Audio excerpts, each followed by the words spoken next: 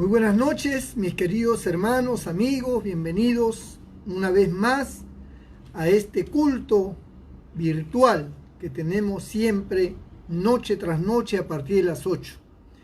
Contentos de poder saludarles en el amor de Cristo y compartir las buenas nuevas del Evangelio, las Sagradas Escrituras, que siempre son de bendición y fortaleza para nuestras almas.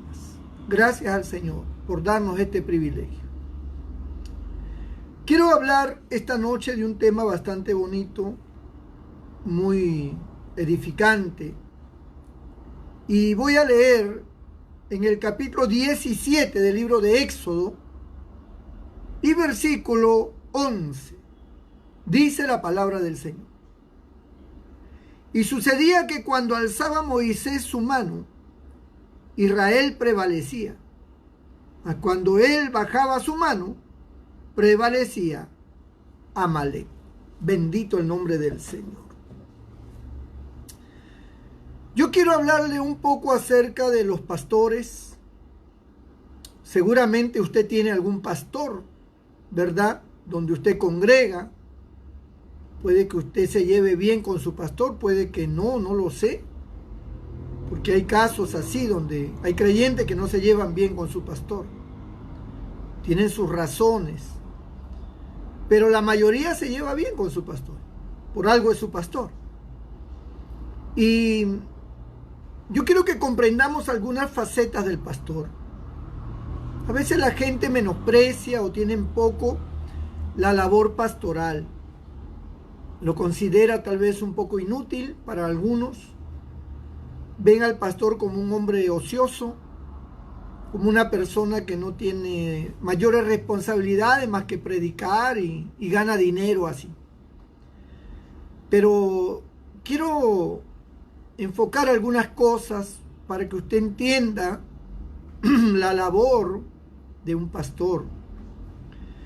En primer lugar, no todo o no cualquiera es un pastor. Un pastor es un hombre llamado por Dios. Moisés no se hizo pastor porque él quiso. Él no dijo, bueno, yo soy el hijo de la hija de Faraón, pero voy a renunciar a eso porque quiero liderar y quiero sacar a mi pueblo hebreo porque yo soy hebreo y quiero ser el líder de ellos y sacarlo y enfrentarme a Faraón y a todo el que se oponga. A Moisés nunca se le cruzó por la cabeza algo así. Moisés llevaba su vida normal como un egipcio porque él fue criado por egipcios. Pero hubo un llamamiento del Señor. Aun cuando él llegó a conocer que Israel era el pueblo de Dios y le instruyeron que era el pueblo de Dios, Moisés no tuvo mayor revelación hasta muchos años después, incluso que mató al egipcio. Muchos años después, él se fue huyendo, cruzando el desierto y se casó, tuvo hijos. Todo eso tomó tiempo. Y pastoreaba las ovejas de su suegro. Y un día llegando a un monte con las ovejas que él estaba pastoreando, vio algo que le llamó la atención y fue una zarza que ardía, estaba prendida en fuego aquella zarza. Por lo general las zarzas son arbustos que se queman rápido, que son tallos secos. Y él veía que estaba la candela en ese arbusto y ese arbusto no se consumía. Ni siquiera se ponía negrito, nada. La llama estaba ahí ardiendo, pero el arbusto seguía igual. Y se acercó y escuchó la voz de Dios, que le dijo: Moisés, quita el calzado de tus pies, porque el lugar en que pisas santo es. Él escuchó la voz claramente, una voz que venía del cielo. Y es ahí donde Dios le habla a Moisés y le muestra que él lo ha escogido, aún desde antes de nacer, ¿no? Ahí Dios se revela a Moisés. Entonces, este es un paso importante para poder tener la seguridad de que uno es un pastor escogido por paso. Ahí está. Tiene que haber una revelación de parte de Dios para poder entender de que hay un llamado y que hemos sido escogidos para esta labor. O sea, esta labor no es de uno que no tenía nada que hacer y se metió de pastor porque quería ganar dinero. Y me meto de pastor. Y hablo y predico cualquier cosa y punto. No. Tiene que haber un llamado. Tiene que haber una revelación, un hecho sobrenatural. Que Dios se manifieste en nuestra vida para saber que hemos sido llamados por Él. Hay mucha gente que se ha metido de pastores por el simple hecho de que conocen la Biblia, pero no son pastores. Dios nunca los llamó. Se salieron de una iglesia y alquilaron un local, pusieron un púlpito, o se dividieron, se fueron con un grupo y se hicieron pastores. Pero sus enseñanzas distan mucho de ser un pastor. Ellos no tienen una revelación de la palabra, ellos no tienen un llamado, no tienen un objetivo. Ellos simplemente predican por diezmo y ofrenda y nada más. Pero no hay una revelación. La revelación es importante, porque no es solamente la revelación en el llamado, sino es una revelación constante, porque desde el momento en que Dios llama a un hombre a su servicio para que esté bajo el servicio de Dios, Dios está manifestándose continuamente con esa persona. ¿Por qué? Porque es necesario dirigir la iglesia. El Señor siempre tiene un propósito, un objetivo. Hay un enemigo espiritual que trata de levantarse y de atacar a la iglesia, atacar al pastor. Entonces tiene que haber una protección, una revelación, una fuerza divina que respalda ese ministerio, ¿no? Y es así como uno empieza a trabajar en la obra. La obra de Dios es un trabajo muy sufrido, hermano. Es un trabajo muy sufrido porque no hay cosa más terrible que trabajar con los caracteres de las personas, con los diferentes temperamentos, puntos de vista, opiniones, filosofías, consideraciones, en fin, que la gente tiene, son estructuras que tienen en su vida y que ellos no lo ven así. Entonces, uno tiene que tener la gracia de Dios y tiene que tener la autoridad de la palabra de Dios para poder llegar a esas personas.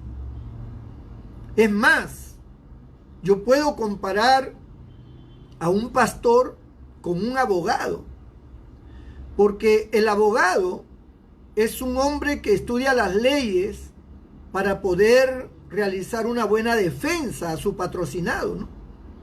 Entonces él busca en la ley las normas que favorecen a su patrocinado, que está conforme a la justicia de la ley, y estudian, ¿no? Ellos estudian, los jueces analizan lo que ellos piden, lo que el abogado pide, lo que el abogado aporta, ¿no? Ellos analizan que esté dentro de la norma, ¿no? Porque el abogado no va a escribir solamente mi patrocinado es inocente, sino que tiene que mostrar por la ley por qué es inocente, ¿no? Y dice, es inocente por esto, el otro es culpable por esto, porque la norma dice, porque el artículo tal, el inciso tal, del código tal. Entonces, en el argot judicial, motiva, ¿no? Se llama motivar su apelación, motivar su escrito. Es decir, motivar significa detallar conforme a ley para que el juez pueda analizar de acuerdo a la norma, hermano. Los jueces no juzgan por la cara de la persona, juzgan por la norma. Lo que se ajusta a la ley, eso tienen que ellos hacer. Entonces, un pastor está constantemente estudiando las escrituras, tiene que conocer las escrituras. Las escrituras es como su código penal o su código civil, o su código laboral, ¿me entiende? O su código internacional, porque la Biblia es un código, es un libro que contiene todos los códigos de la ley. Y cuando un pastor estudia la palabra de Dios, pues el pastor, ante puntos controversiales que se presentan muchas veces y que los creyentes reclaman, ¿no? Por ejemplo, en caso de divorcio, ¿cómo es? ¿Un creyente se puede casar? ¿No se puede casar? Entonces dice, ¿qué dice la ley? ¿Qué dice la palabra de Dios? Entonces un pastor tiene que aplicar la palabra de Dios con sabiduría y conforme a la voluntad de Dios que está escrita en la ley, que está escrita en su palabra. En el caso, por ejemplo, de una violación y sale embarazada, ¿es aceptable que aborte a la criatura o no? Entonces un pastor tiene que tener conocimiento de las escrituras para poder enfocar esos temas que son complicados. Y también cuando va, por ejemplo, a analizar un caso de un problema que hay entre dos hermanos o una pareja, una familia o dos familias que están enfrentadas, el pastor tiene que conocer el caso, el problema en sí, y tiene que aplicar la palabra de Dios de manera correcta para que puedan ellos someterse a la palabra de Dios, que es la ley. Y de esa forma establecer una justicia divina, ¿no? Entonces el pastor tiene que ser un hombre conocedor de la escritura, tiene que tener revelación, tiene que ser una persona, hermano, que está enfrascado en los asuntos divinos. No puede ser una persona que está enfrascado en cosas que no le brindan mayor bendición espiritual o proyección espiritual. Tiene que estar enfrascado en la palabra. Y cuando uno tiene un llamado, uno tiene la unción y la revelación de Dios, hasta para predicar. Por eso yo siempre les digo, yo puedo tocar cualquier tema, porque en mi conocimiento humano de las escrituras, yo puedo enfocar cualquier tema y tratar un tema de la tentación, de la santidad, de la oración, del tema que sea, yo lo puedo desarrollar. Pero sería yo, como cualquier maestro de escuela, como cualquier profesional que da una charla, una conferencia, estaría yo igual que ellos. ¿Cuál sería la diferencia? La diferencia es que uno tiene que predicar el tema que Dios quiere que se predique. Porque Dios es el que conoce la necesidad de la gente. Es el que conoce la necesidad de las personas, de los creyentes, de las personas nuevas, de los pastores incluso. Entonces cuando un pastor que está llamado por Dios toca un tema, tiene que ser dirigido y revelado por Dios ese tema. Cuando Dios le da el tema al pastor, cuando Dios le dice, quiero que prediques de esto, porque te lo hace sentir, ya es una experiencia que uno tiene ya, que uno sabe cuando Dios le indica algo, uno lo sabe, el pastor lo sabe. Cuando Dios le indica algo y lo mueve a hablar de un tema, ya el pastor entonces recién, cuando tiene el tema, recién comienza a escudriñar y a ver todo lo concerniente a ese tema, y predicarlo y hablarlo. Y aún dentro de la misma prédica, Dios le comienza a dar revelaciones y hay frases y palabras que vienen de Dios tocante a ese tema que el pastor ni siquiera lo había estudiado ni pensaba decirlo. Pero en el momento de la predicación, el Espíritu Santo, dice, nos revela, nos hace recordar palabras de la Biblia, del Evangelio, y nosotros comenzamos a hablar conforme la palabra de Dios.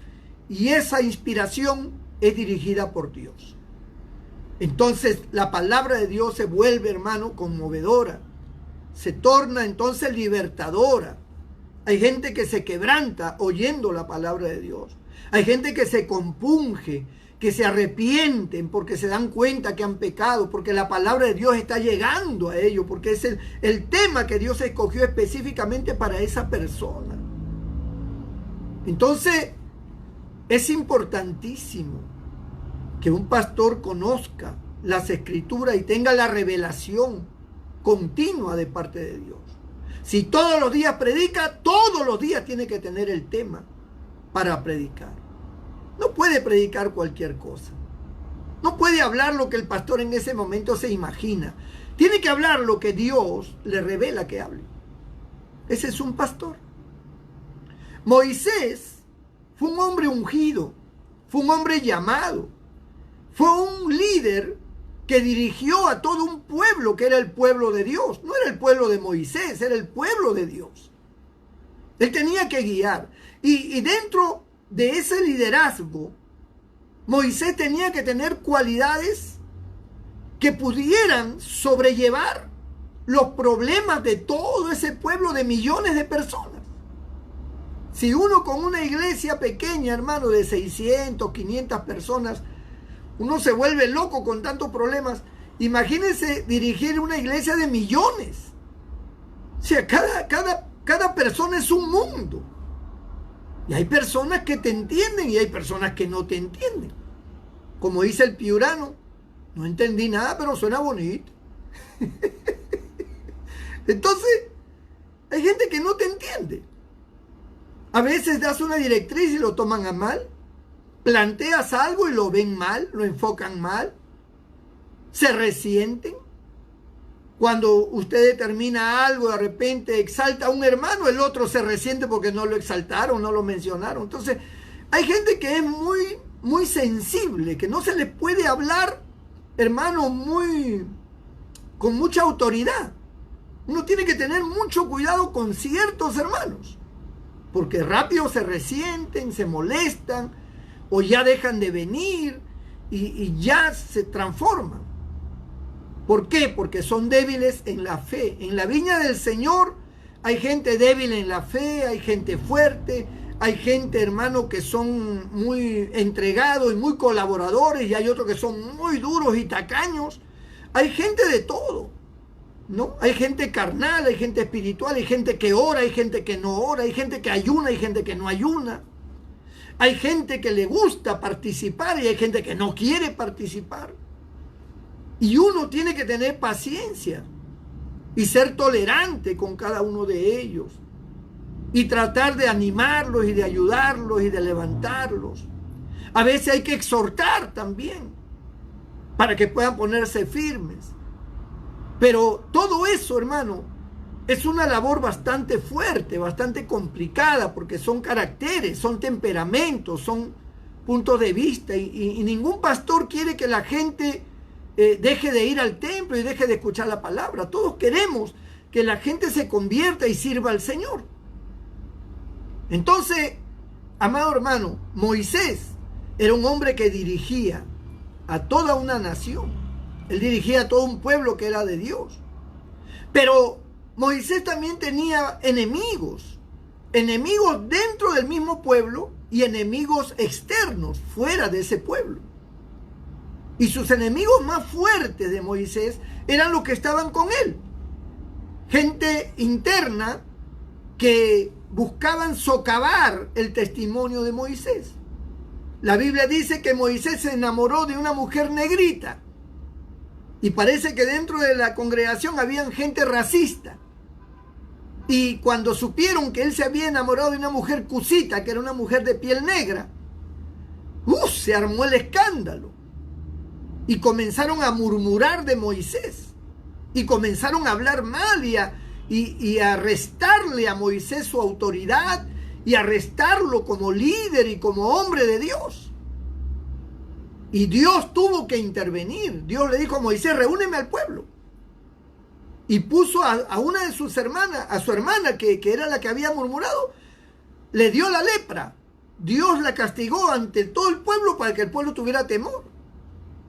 Porque había gente que decía: ¿acaso por Moisés nomás habla Dios? También por nosotros habla.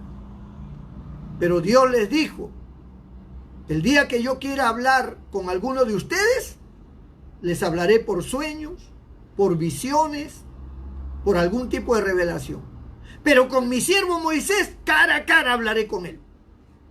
O sea, Dios establecía la autoridad.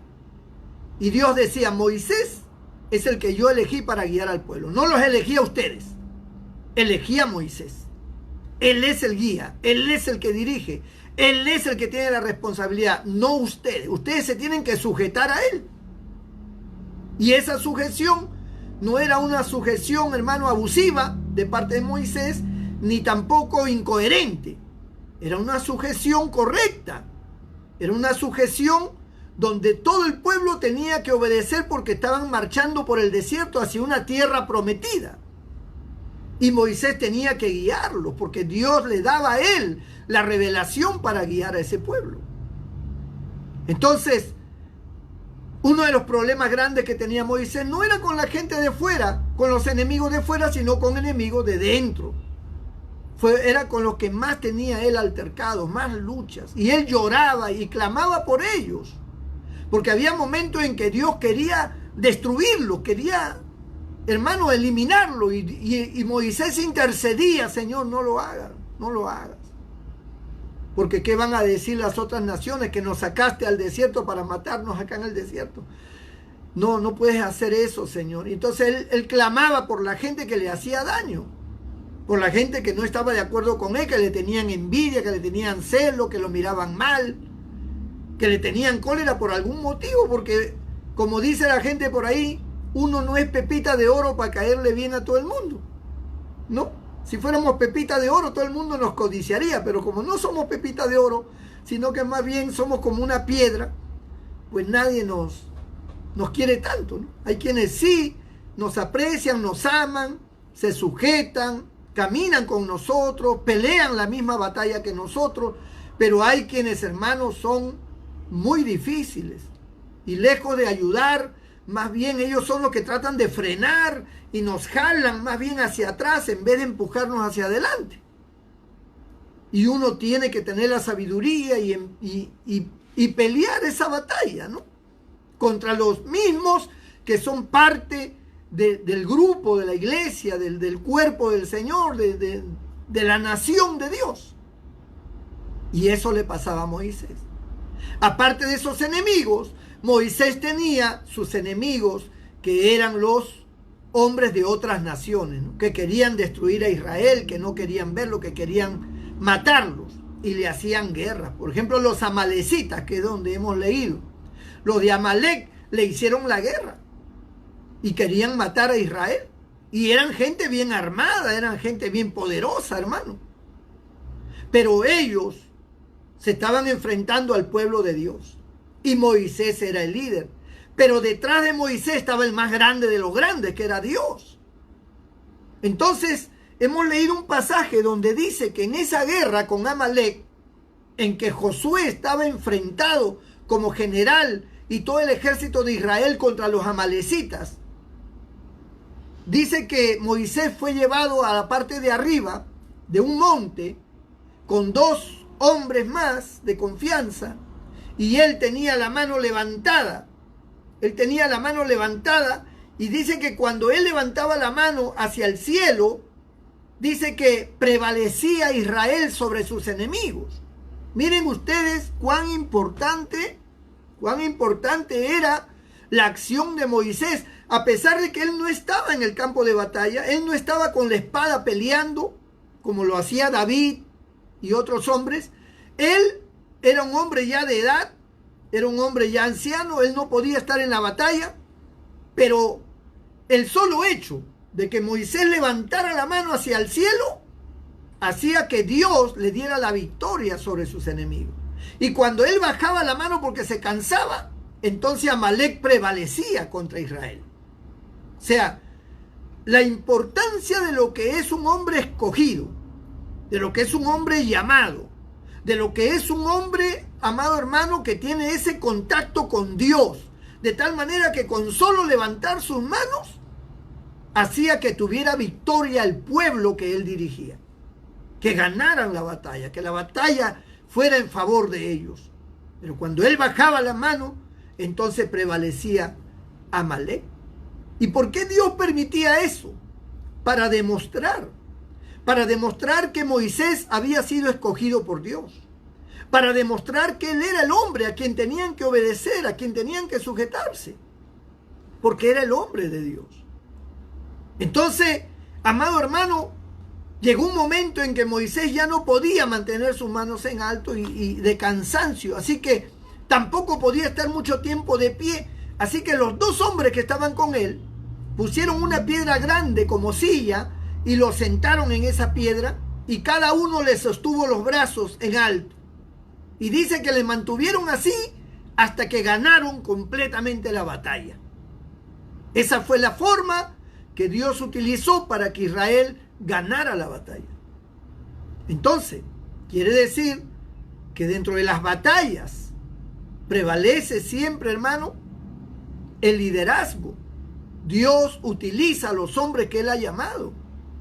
Él no llama a un hombre para luego, hermano, tenerlo a un costado sin hacer nada, o que no tenga importancia lo que Él haga. No, precisamente lo ha llamado para ser el canal de bendición en favor de todo el pueblo. Cuando un pastor ora por alguien, hermano, déjeme decirle, no es igual que un hermano de la iglesia ore por alguien. Dios responde a la fe de ese hermano, como Dios responde a la fe de un enfermo, de uno que está por liberación. Pero cuando un pastor ora por alguien, es algo mayor que de cualquier persona que ora, porque el pastor ha sido llamado para eso. El pastor ha sido llamado y entrenado por Dios y capacitado y ungido por Dios precisamente para tener resultados. Por eso que la palabra de un pastor, la voz de un pastor es importante, hermano. Y yo no estoy con esto dejando a un lado al pastor de pastores que es Cristo. No estoy minimizando ni estoy exaltando al hombre y dejando a un lado a Cristo. Y no estoy hablando del ministerio. Que cuando Dios da un ministerio a alguien, Dios respalda ese ministerio. Por algo se lo ha dado, pues, ¿no? Es como en una empresa, usted nombra a un gerente. Entonces el gerente es como si fuera usted. Porque el gerente es el que se hace cargo de la empresa. Depende del gerente que la empresa tenga auge, tenga ganancias, se encamine bien. Porque el gerente es como si fuera el dueño. En vez de usted está el gerente. Pero usted es el dueño de la empresa. Pero el gerente es el que hace el trabajo. Así es Dios. Dios es Dios. Él es el dueño de todo. Él es el dueño de la iglesia. Él es el dueño de su pueblo. Pero Él ha encargado a los pastores como gerentes para que ellos ministren, para que ellos trabajen, para que ellos lleven a cabo los planes de Dios. El plan de Dios es que haya salvación. Entonces el pastor tiene que procurar eso, que haya salvación, que la gente se salve, que las vidas conozcan la palabra de Dios. ¿Por qué cree que predicamos todos los días en el internet? ¿Porque solamente no tenemos nada que hacer? No. A usted le da sueño, a usted le da fatiga, a usted le da cansancio, a mí también. A usted le da hambre, a mí también. Usted quisiera un día tener un momento de tranquilidad, pues yo también. Pero sin embargo, yo tengo una responsabilidad.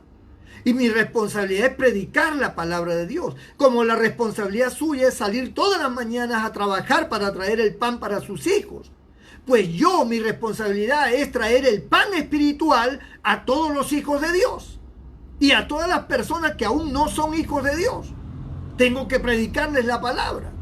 Y por eso todos los días yo estoy predicando la palabra. Y cuando se levante esta pandemia y volvamos nuevamente a los templos, hermano, yo voy a predicar en el templo. Pero los días que yo no tenga culto, yo voy a predicar por la internet. Porque ya entiendo que Dios es su voluntad, que su palabra llegue a toda criatura. Que su palabra se predique por todo el mundo. Y es mi responsabilidad hacerlo. Entonces, en esa responsabilidad, amado hermano, tenemos que entender que no es que el hombre es exaltado, que el pastor es exaltado. Dios es exaltado por encima de todo. Pero hay responsabilidades. Y en este caso, los que tienen un ministerio pastoral o de evangelista o de profeta, ellos tienen responsabilidad con Dios, cada uno en su campo, cada uno en su lugar, tiene responsabilidad. Eso no lo hace más en el sentido de que son mejores o superiores que cualquier otro hombre. No, en ese sentido todos somos iguales, pero en cuestión de responsabilidad sí somos más responsables. Tenemos un grado de mayor responsabilidad. Y así como tenemos un grado de mayor responsabilidad, también Dios nos va a demandar por esa responsabilidad que tenemos. Es verdad que Dios nos respalda, es verdad que Dios también nos bendice. pero también Dios nos va a demandar por la responsabilidad y el cargo que ocupamos. Es como cuando en una empresa, y vuelvo a poner el ejemplo del gerente, si el gerente hace malos manejos, no va preso el dueño de la empresa, el que va preso es el gerente, ¿verdad? Porque él está a cargo de todo. Y si él hace malos manejos, va preso. Igual es un pastor. Él va a dar cuenta a Dios, dice, de las almas. Porque Dios lo ha puesto al frente. Y va a dar cuenta a Dios de todas las personas que el Señor trae para que sean salvos. Depende de que Él actúe correctamente. Entonces, amado hermano, tenemos que entender que los pastores no son cualquier persona. Son gente que son dirigidos por Dios. Es más, la Biblia dice que si alguno le da un vaso de agua a un pequeñito, recompensa, dice, tendrá. Pero si le da un vaso de agua a un profeta, dice que por ser profeta, recompensa de profeta tendrá. O sea, el nivel lo está estableciendo Dios, no el hombre. Dios establece el nivel. Si tú le das un vaso de agua a uno que es profeta, ese ministerio tiene una magnitud tal que la recompensa es de acuerdo a esa magnitud. Así es, hermano. Entonces, encontramos que Dios ha establecido el orden dentro de la iglesia. En el Apocalipsis, la Biblia habla del pastor como el ángel de la iglesia. Así como Dios ha establecido en el hogar que la cabeza del hogar es el hombre. La mujer está sujeta al hombre. Los hijos están sujetos a los padres. El hermano menor está sujeto al hermano mayor. Es el orden. Dios lo estableció. No lo estableció el hombre. No lo estableció la mujer. Lo estableció Dios. Así le plació a Dios.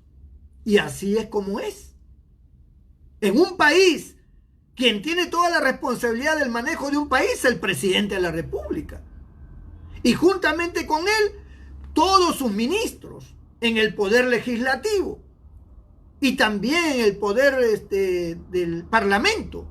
Están los congresistas y luego están en las diferentes ramas de los gobernadores regionales, los alcaldes, la Policía Nacional, el Poder Judicial, el Ministerio Público. Entonces son ramas diferentes, los militares por otro lado.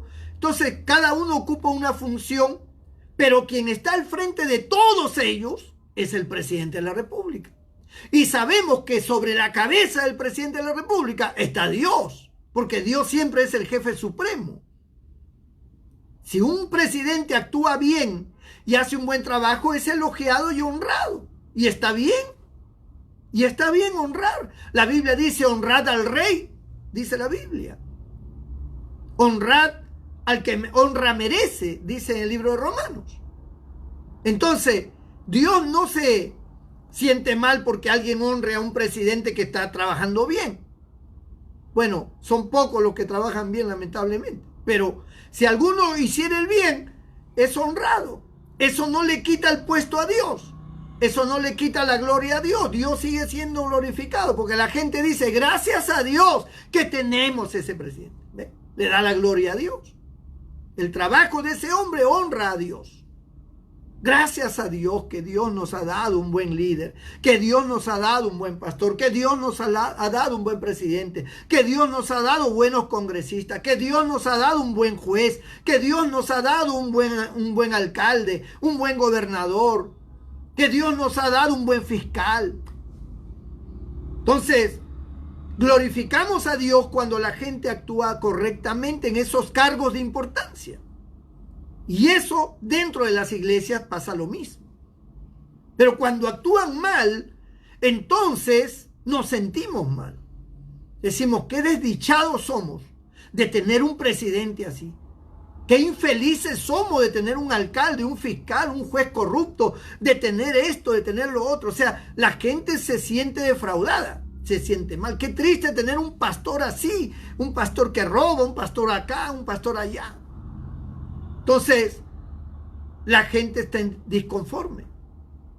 Pero ellos, al igual que el pastor, van a dar cuenta a Dios de sus acciones. Van a dar cuenta a Dios, hermano. Todos nosotros. Y usted también.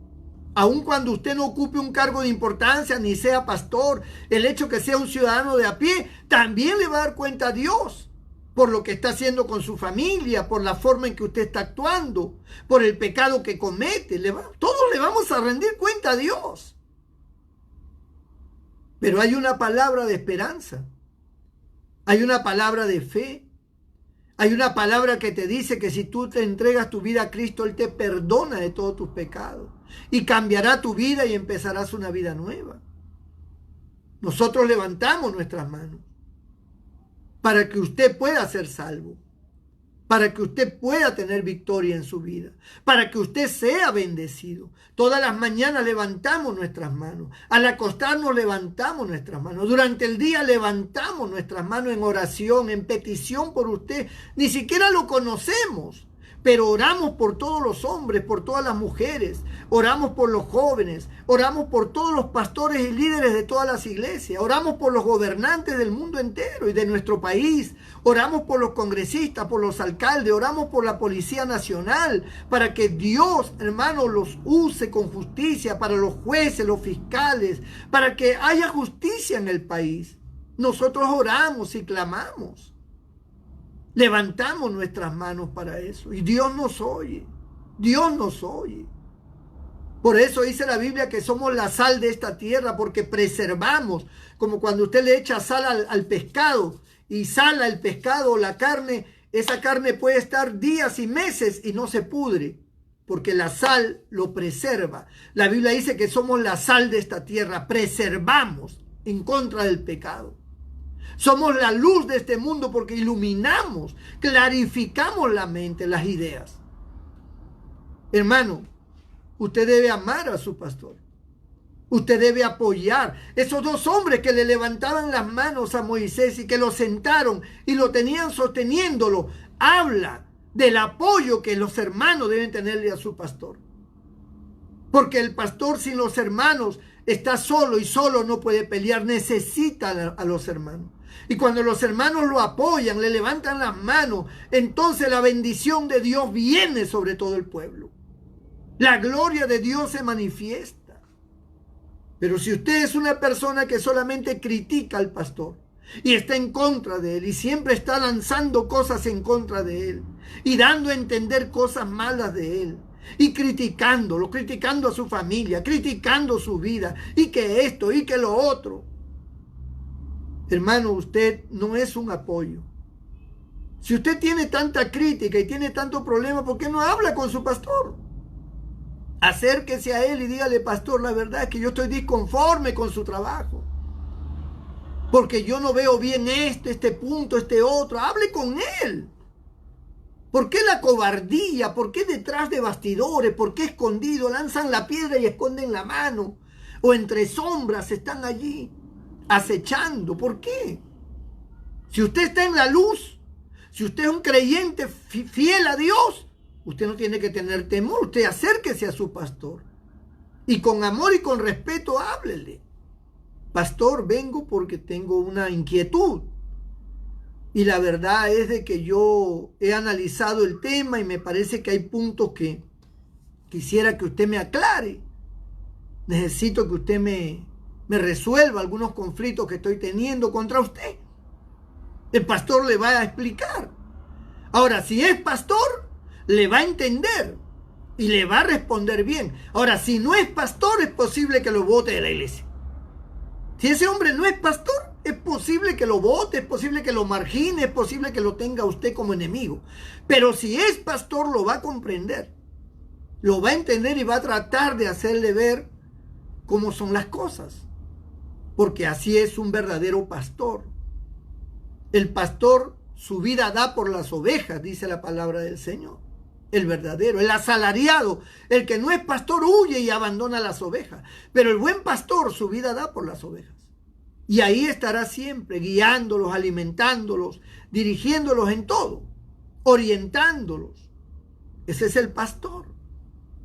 Amado hermano, usted debe apoyar a su pastor. Ningún hombre es perfecto. Si usted va a comenzar a mirar a mí una perfección, va a encontrar que soy un costal de errores. Yo tengo también mis errores, mis debilidades como hombre. soy una persona que puedo cometer un exceso, soy una persona que puedo de repente no satisfacer a todos, porque soy un ser humano y puedo cometer un error. Pero una cosa es un error, que es un acto involuntario, es un exceso que se hace sin mala intención, y otra cosa, hermano, es actuar con maldad. Otra cosa es actuar con injusticia. Esa es otra cosa. Entonces, usted tiene errores, yo tengo errores, pero nos ayudamos. Oramos los unos por los otros. Cuando un pastor tiene el respaldo de oración de su iglesia, el pastor se siente fuerte. Cuando hay un respaldo de la iglesia, hay contentamiento, hay gozo, y el pastor también respalda a la iglesia. Él levanta sus manos como Moisés y clama por la iglesia. Clama por los hermanos que tienen cargo, que son diáconos, que son presbíteros, que son oficiales de la obra, que son pastores, que son obreros de esto, de lo otro. Y el pastor ora y clama por ellos. Y pide a Dios dirección. Y busca la comunión. Y el pastor es una persona asequible, hermano.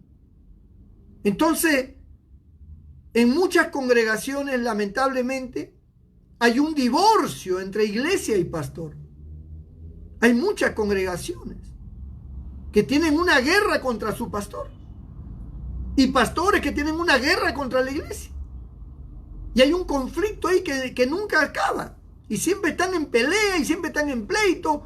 Y el pastor tiene su grupo y ese grupo tiene también su forma. Y están divididos. No debe ser así. Cuando yo he tenido conflictos, cuando a alguien le ha parecido mal algo, yo le he cedido el púlpito para que exprese lo que siente. Yo nunca he dicho, no, tú no puedes hablar acá. Acá el que habla soy yo. Tú no puedes hablar. Nunca he hecho eso. Cuando alguien ha tenido algo que decir, está disconforme con algo, le he dado el micrófono y le he dado el púlpito para que hable. Habla lo que sientes, habla lo que piensas, habla lo que crees, habla lo que entiendes. ¿Qué es lo que tienes que decir? Decláralo, háblalo, no hay problema. Yo no tengo nada que temer. Porque el que tiene que temer no le entrega el púlpito ni el micrófono a nadie, hermano. Pero yo nunca he hecho eso. Yo siempre le he entregado el micrófono a ver si hay alguien que tiene un problema, que algo no funciona bien. Muy bien, hable a ver cuál es la situación. Y han hablado. Hemos aclarado las cosas. ¿Y cuál es el problema?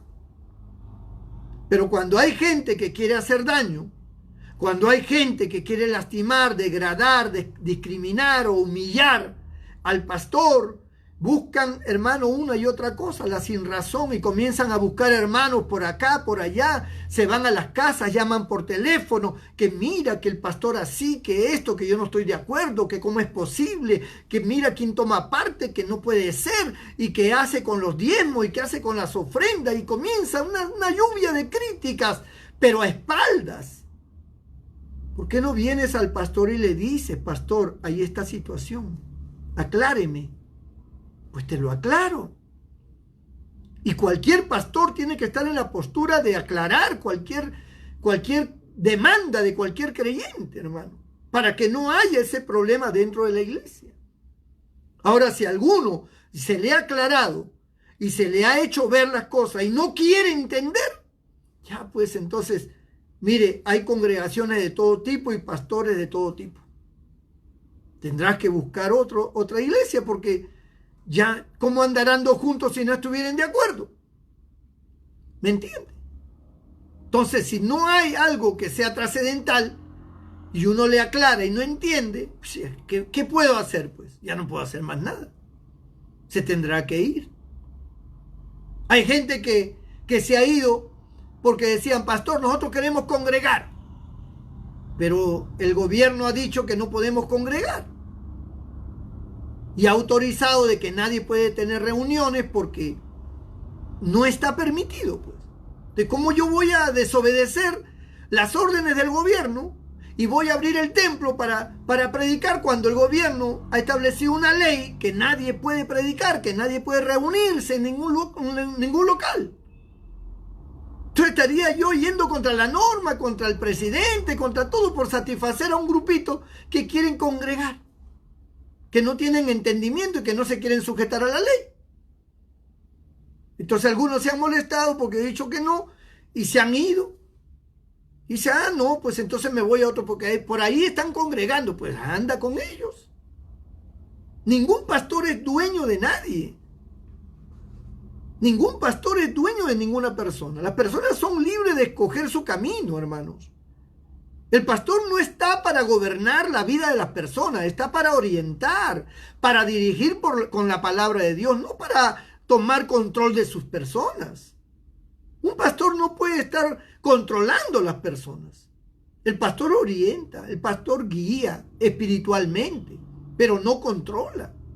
Si alguno dice, pastor, ¿sabe qué? Yo no estoy muy conforme acá, me voy a otra iglesia porque allá hay otro pastor que predica mejor que usted, que enseña mejor, no sé, lo veo más santo que a usted y quiero irme para allá. Pues hermanito, Dios te bendiga, ¿no?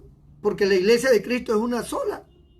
Y si ese pastor es un pastor que a ti te satisface su palabra, su enseñanza, en buena hora, ¿no? Ora por mí más bien. Y punto, yo no me voy a molestar, le doy la bendición. Pero una persona que se va a otra congregación hablando mal de cosas que no se aclaran frente a frente y luego busca hermanos y hablar mal del pastor detrás en las casas, por teléfono y en otros lugares, difamando y hablando, eso Dios lo ve, hermano. Y eso es grave ante los ojos de Dios. En toda la Biblia eso es condenado. No haga nunca eso. Si usted quiere aclarar algo, aclárelo con la persona. Es como cuando usted tiene un problema con un hermano de la iglesia, aclárelo con él. ¿Por qué habla a espalda? ¿Por qué llama a otro hermano y dice, oye, mira que fulano, que yo lo vi así, que a mí me han dicho que él ha hecho esto, que ha hecho lo otro? Entonces el otro hermano cree a tus palabras porque tú eres su amigo, su amiga, y ese le cuenta a otro, y cuando se dan cuenta toda la iglesia está pensando mal de ese pobre hermano, que de repente las cosas no son así. Pero basta que uno haya dicho, oye, que así, que me han dicho, que no sé, que esto, que un mal testimonio. Y todo el mundo creyó sin haber comprobado nada. Cuando hay un conflicto de un hermano que dijo tal cosa y el otro está afectado, yo reúno a los dos. A los dos los pongo. A ver, hermanito, díganme qué fue lo que pasó. Bueno, a mí me dijeron, ¿quién te dijo? Bueno, a mí, la hermana, llámame a la hermana fulana. Llamo a la hermana fulana. No, que a mí me dijo así, llamen al hermano fulano. Pues, tenemos que ir a donde se inició esto. ¿Quién fue el que dijo? Hasta que al final aparece uno que dice, no, pero no, pastor, yo no dije eso. Yo lo que dije fue otra cosa, no fue mi intención. Y ahí se aclaran las cosas. Imagínense si no se aclarasen. Todo el mundo estaría en dudas y ese pobre hermano estaría sepultado por la difamación de alguien. Entonces eso no se puede permitir. Y ningún hermano que es maduro espiritualmente, que está lleno de Dios, de la santidad de Dios, jamás puede permitir una cosa así. Si alguien viene con un chisme a decirle cosas, no, hermanito, perdóneme, pero si usted, yo no quiero chismes. Yo no estoy metido en chismes. A mí el Señor me libertó de eso. A mí el Señor me sacó el demonio del chisme. Si usted va a insistir, yo voy a hablar con el pastor que usted me está diciendo. ¿Ya conversó usted con el pastor? No, hermano. Entonces hable con el pastor. Él es la persona que tiene que saber esto. A mí no me venga a decir esas cosas, hermanito, por favor. Yo le amo, yo le aprecio, le respeto, pero a mí no me venga con chismes. Pero es bien difícil, ¿verdad? A la gente le gusta prestar oído, le gusta así. Uy, Dios mío, ¿qué así, verdad? Así le gusta. Le gusta la chismosería, hermano, como azúcar. Entonces, lamentablemente es la realidad, ¿no? Es la realidad. Y pasa en muchos lugares. Entonces, no debe suceder eso. Debe haber unidad. Israel ganó la batalla. Ganó la batalla porque tenían un líder que estaba con sus brazos levantados ante Dios, recibiendo el poder y la dirección divina para vencer al enemigo. Y en el campo de batalla había un general llamado Josué y todo un ejército de Israel que estaba peleando. Y dos hombres que estaban apoyando al líder que era Moisés, levantándole las manos. Y ganaron la batalla porque todos se unieron, todos trabajaron juntos. Y así es como tiene que ser. Una iglesia que avanza, una iglesia que crece cuando todos están unidos, cuando todos están trabajando juntos, cuando todos se aman, cuando todos se respetan. Y cuando hay alguna diferencia, algún problema, alguna situación, hay que aclararlo con tiempo. Hay que aclararlo para que no haya problema. Y cuando se aclara, se acabó. Muerto el perro, se acabó la rabia, dice el refrán. Así es, hermano. Y la Biblia dice, donde no hay chismosos, cesa la contienda. Así dice la Biblia. Hay gente que le gusta, hay gente que viene de otras congregaciones, vienen dañados. En una congregación hicieron un lío, dañaron, dividieron y salieron y se fueron a otra y ahí hacen lo mismo y donde quiera que van hacen lo mismo. Uno tiene que aprender a detectarlos y a decirle, hey, un momentito, acá tú no puedes venir con chismes. Aquí aclaramos y si vemos de que tú vuelves a meter un chisme más, pues tienes que buscar otra congregación porque no queremos gente así. Hay personas, hermano, que han venido a otras iglesias que nosotros hemos tenido que desarmarlo y volverlo a armar. Sí, porque estaban con una enseñanza errada. Lo hemos tenido que desarmar y volver a armar. Y qué difícil. Es más fácil armar a un nuevo que desarmar y volver a armar a un antiguo.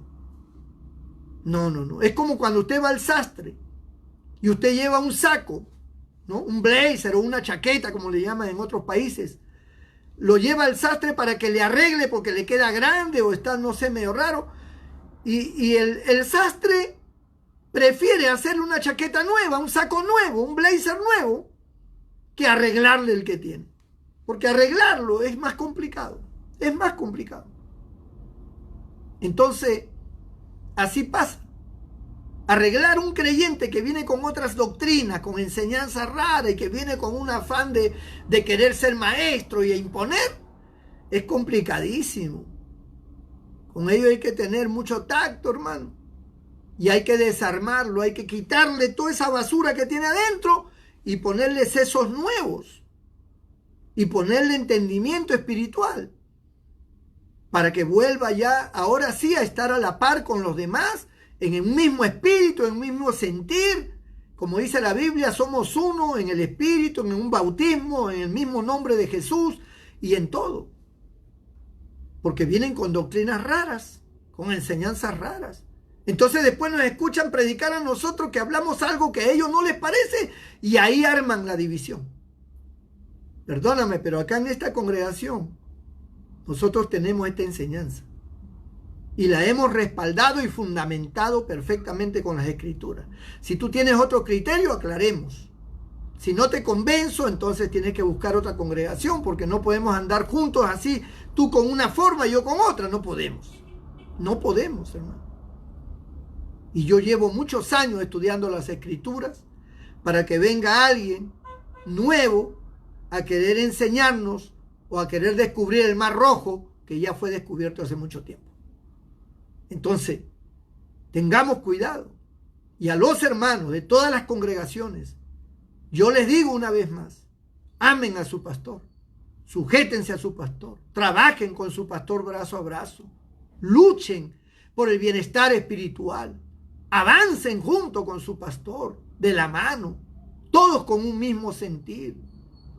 No haga usted, no se independice, no divida, no forme púlpitos y no se ponga usted de pastor, de maestro, sabiendo que recibiréis mayor condenación, dice el apóstol Santiago. No os hagáis maestros muchos de vosotros. Aprenda primero a ser discípulo. Aprenda primero a ser sujeto.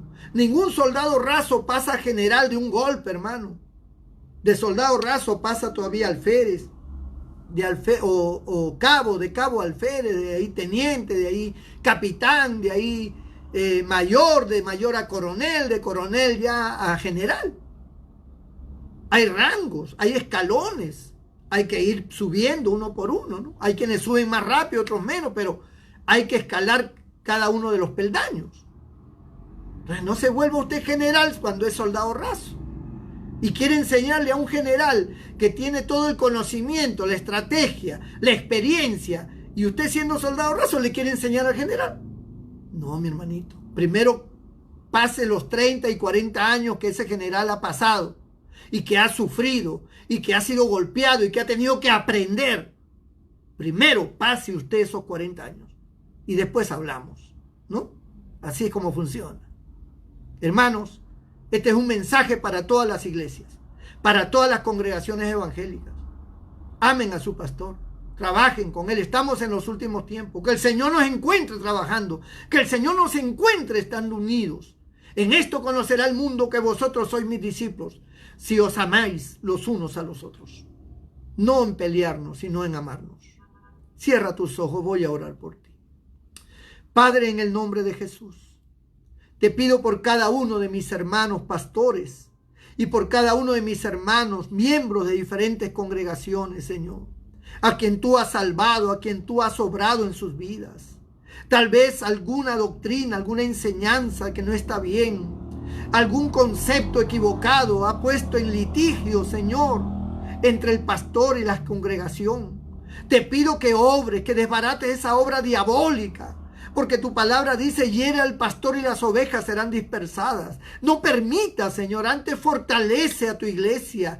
Trae, Señor, la paz y trae la cobertura que todos necesitamos de ti, Señor. Tu Espíritu Santo nos envuelva y nos cubra, y tu palabra prevalezca sobre todo, Señor. Bendícenos a todos, bendice la iglesia, el refugio, bendice todas las congregaciones y a todos los líderes y pastores.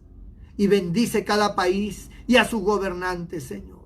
Mira a los que están enfermos, sálvalos, sánalos. Dios mío, libértalos de sus dolencias y males. Tócalos ahí donde están. Sánalos, Padre, en el nombre de Jesucristo. Amén y amén. Dios te bendiga. Dios te guarde, mi hermano y mi amigo. Nos vemos mañana a 11 de la mañana, que es domingo. Y luego por la noche a las 8 de la noche. Dios te bendiga.